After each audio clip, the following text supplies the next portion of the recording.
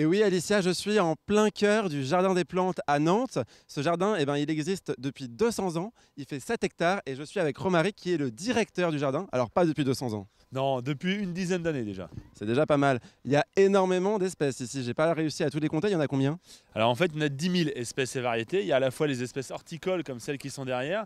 Ici, on présente l'intégralité des plantes qui vont servir pour le fleurissement des ronds-points, des espaces verts nantais, des parcs, des jardins. Donc toute plante horticole trouvée dans les espaces publics nantais, on la trouve derrière.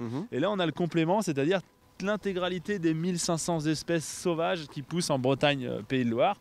Et puis après, on a des collections plus thématiques, soit par zone géographique, par exemple des plantes des Carpates, des Balkans, de Chine, du Japon, voilà, ou les plantes médicinales. Et puis des collections vraiment emblématiques, notamment les plantes tropicales épiphytes, c'est-à-dire qui poussent sur d'autres plantes dans les serres derrière nous, ou la plus grande collection nationale de camélias. Ma grand-mère est fan des camélias. Voilà, et elle peut venir ici parce qu'il y en a plus de 1000 variétés dans le jardin des plantes et 1500 à l'échelle de l'ensemble des jardins nantais. Ah oui. Donc 1000 variétés de camélias, ça commence quand même à causer, d'autant qu'il y en a là qui sont là depuis plus de 100 ans, puisque c'est l'ancien maire de Nantes, Ferdinand Fabre, qui est le premier en Europe à avoir cultivé les camélias en extérieur.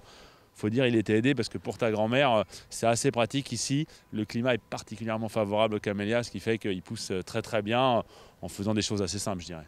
Qu'est-ce que vous leur donnez à toutes ces plantes et arbustes pour qu'ils soient aussi beaux?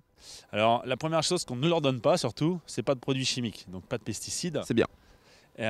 C'est votre avis, mais c'est aussi ce que je pense, c'est pour ça qu'on le fait. Et on leur donne des engrais naturels organiques, c'est-à-dire voilà, pas issus de la chimie. Ouais. Je ne vais pas donner de nom commercial ici, mais bon, voilà, c'est ça. Et puis après, beaucoup de travail de jardinier, c'est-à-dire qu'ils ont une connaissance très très fine pour savoir quelle plante doit être mise exactement à quel endroit. Donc c'est ça qui fait le savoir. Ce sont ces 15 jardiniers qui sont des jardiniers botanistes avec un diplôme spécifique et qui connaissent parfaitement leur collection et qui ont ce travail de détail. Qu'est-ce qui fait le caractère unique du Jardin des Plantes de Nantes?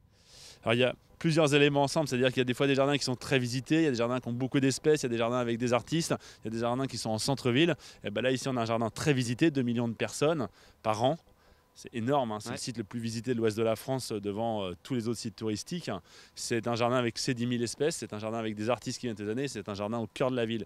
Et donc tout ça au même endroit, ça c'est unique en France. C'est complètement the place to be en fait. Si on peut dire ça. Bon, en tout cas là-bas j'ai vu qu'il y avait une petite aire de jeu avec des pots de fleurs géants. On peut aller jouer à cache-cache? Eh ben toi tu vas aller dans la nouvelle place to be là-bas et puis je vais te chercher. Eh ben allez, on y va. Et Alicia, toi tu vas compter. Allez, on passe par là.